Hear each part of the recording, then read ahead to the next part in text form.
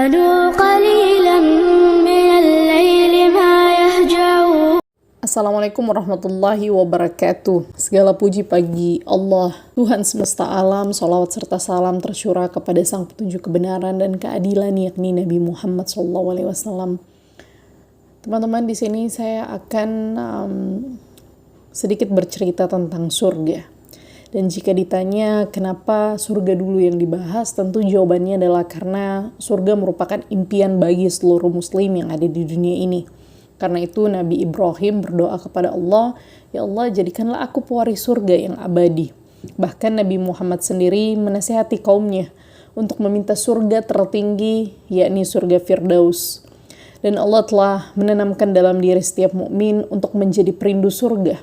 Karena kita tahu bahwa kita di dunia ini hanyalah seorang musafir. Rasulullah mengatakan, "Jadilah engkau di dunia ini seperti seorang musafir yang lewat." Kalau kita disuruh oleh Rasulullah menjadikan dunia ini sebagai tempat persinggahan semata atau musafir, maka tentu kita merindukan untuk pulang ke kampung halaman kita. Karena memang kita tahu bahwa walaupun negeri perantauan itu lebih subur, tetapi jiwa kita pasti tetap ingin pulang. Kita bekerja siang dan malam supaya kita bisa pulang ke kampung halaman dengan membawa hasil apa yang kita dapat di negeri perantauan. Tetapi bagaimana jadinya jika tempat tinggal kita yang pertama jauh lebih indah dan bernilai? Rasulullah bersabda, tempat cemeti di surga jauh lebih baik daripada dunia dan seisinya. Allah pun mengatakan dalam surat Al-Insan ayat 20, Allah berfirman yang artinya, apabila kamu melihat surga, maka kamu akan melihat berbagai macam kenikmatan dan kerajaan yang besar. Dan kita tahu bahwa Rasul pernah berjalan ke pasar dan melihat bangkai seekor kambing yang cacat. Rasul mengatakan, siapa yang mau membeli kambing ini? 1 dirham saya jual. Kemudian sahabat bilang, buat apa ya Rasulullah? Rasulullah mengatakan, kalau begitu ambil, bawa pulang gratis. Jadi miliknya siapa yang mau? Sahabat mengatakan, kambing ini sudah menjadi bangkai ya Rasulullah. Dan jika dia hidup, dia ini cacat. Lalu Rasulullah mengatakan, kalian tahu, dunia dan seisinya ini lebih hina dibandingkan bangkai kambing ini di sisi Allah. Sungguh hina dunia ini teman-teman. Rasanya memang kita ingin cepat-cepat untuk memasuki surga yang dimana tidak ada kekhawatiran dan tidak ada kesedihan di dalamnya. Tapi kita tahu bahwa ada beberapa manusia yang telah mengerti konsep dunia ini. Dia mengerti bahwasanya dunia ini hanyalah tempat persinggahan yang tidak lebih baik daripada bangkai kambing. Tetapi banyak kita dapati manusia-manusia yang menghiasi tempat persinggahan mereka dan menjadikan dunia ini sebagai tujuan utama mereka. Allah telah mengingatkan dalam surat Al-A'la ayat 16 dan 17, kamu lebih memilih kehidupan duniawi, sedangkan kehidupan akhirat itu jauh-jauh lebih baik dan kekal. Tetapi manusia tetap mencintai dunia dengan segala isinya. Malik bin Migwal dalam nasihatnya, ia mengatakan, barang siapa yang pendek angan-angannya, maka akan terasa ringan kehidupannya. Nasihat ini coba ditafsirkan oleh Imam Sufyan. Dikatakan makna dari pendek angan-angan adalah pendek angan-angannya terhadap dunia, yakni makanan ataupun minuman, ataupun juga pakaian. Karena kita tahu jika kita kehilangan harta di dunia, maka kita akan sedih. Karena apa? Karena kita cinta dengan dunia, tetapi kita harus tahu bahwa dunia sama sekali tidak mencintai kita. Mungkin kita akan memberikan waktu dan semua yang kita punya untuk mendapatkan dunia. Tetapi dunia akan mengambil apa yang kita punya dan tidak akan mengembalikan sedikit pun untuk kita. Allah yang menciptakan dunia ini pun bersabda dalam surat Al-Imran ayat 185 yang artinya, kehidupan di dunia itu tidak lain, hanyalah kesenangan yang memperdayakan. Dan Nabi mengatakan, tidak ada suatu yang bisa membuat puas keinginan manusia kecuali tanah. Artinya hanya dengan memasuki tanah kuburan baru kita merasa puas. Dan Nabi pun mengatakan lagi, jika anak Adam memiliki 1 buah lembah emas, maka dia akan berharap mempunyai 1 lembah emas lagi.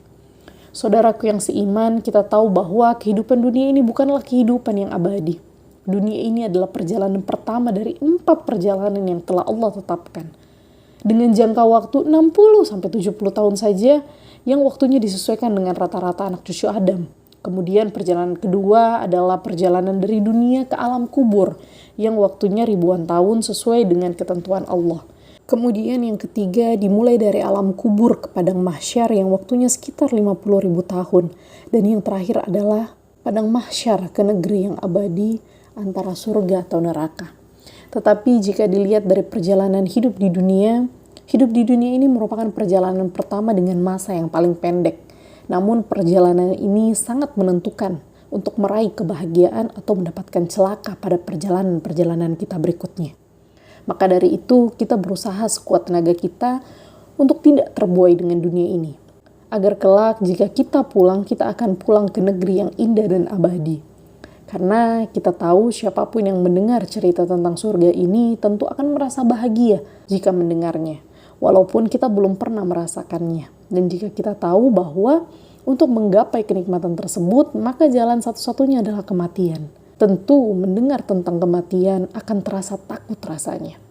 Sampai suatu ketika kematian ini bertanya pada kehidupan, "Mengapa engkau begitu dicintai tapi aku tidak?" Kemudian kehidupan itu menjawab, "Karena engkau kematian adalah sesuatu yang sangat menyakitkan. Sementara aku, yakni dunia, adalah keindahan yang menipu."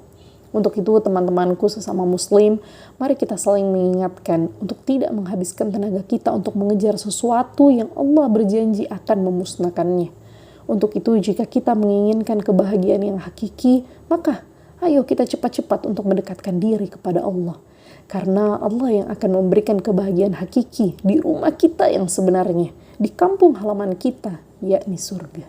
Kebahagiaan yang belum pernah terlintas di benak manusia, yang diperuntukkan untuk hamba-hambanya yang taat. Nabi Muhammad bersabda, Allah berfirman, "Aku telah menyiapkan untuk hamba-hambaku yang soleh dan soleha sesuatu yang belum pernah dilihat oleh mata, belum pernah didengar oleh telinga, dan tidak pernah terlintas di benak manusia." Teman-temanku sesama mukmin, apa yang terakhir kali kita tahu tentang hunian pertama dan terakhir kita nanti? Apakah pengetahuan kita tentang surga ini seperti pengetahuan kita tentang dunia?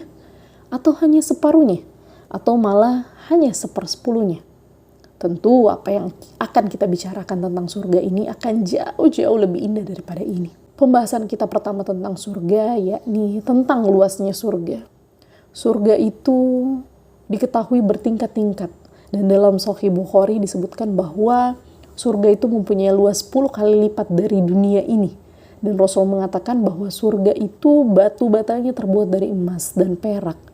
Tanahnya terbuat dari minyak kasturi dan kerikilnya terbuat dari intan berlian. Kemudian di surga terdapat pula sungai. Ini diabadikan Allah dalam surah Muhammad ayat 15 yang artinya di dalam surga itu ada sungai yang airnya tidak merubah rasanya dan baunya. Kemudian di surga itu ada sungai yang sungainya itu terbuat dari susu yang tidak berubah rasanya. Kita tahu bahwa ketika kita membuat susu di dunia, ketika itu sudah dingin, susu itu sudah lama, tentu akan basi. Tetapi di surga tidak begitu. Di surga susunya itu tidak berubah rasanya sedikit pun. Kemudian di surga pun ada sungai-sungai yang terbuat dari khamr. Kita tahu bahwa khamr adalah sesuatu yang tidak dihalalkan oleh Allah di dunia ini. Tetapi di surga itu terdapat khamr-khamr yang tidak memabukkan, yang rasanya lezat, yang ketika diminum tidak mengungkapkan kata-kata yang menyakitkan hati. Dan di surga pun ada sungai-sungai yang terbuat dari madu-madu yang murni. Kemudian di surga pun ada pohon-pohon. Rasul mengatakan tidak ada satupun pohon di surga kecuali batangnya itu terbuat dari emas. Kemudian rantingnya berisi buah-buahan. Buah-buahan itu mendekat kepada penghuni-penghuni surga. Dimanapun posisi kita, buah itu akan datang kepada kita.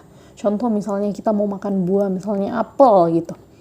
Pohon apel itu akan datang mendekat kepada kita, dikupasi. Dan di surga itu tidak ada buah yang musim-musiman.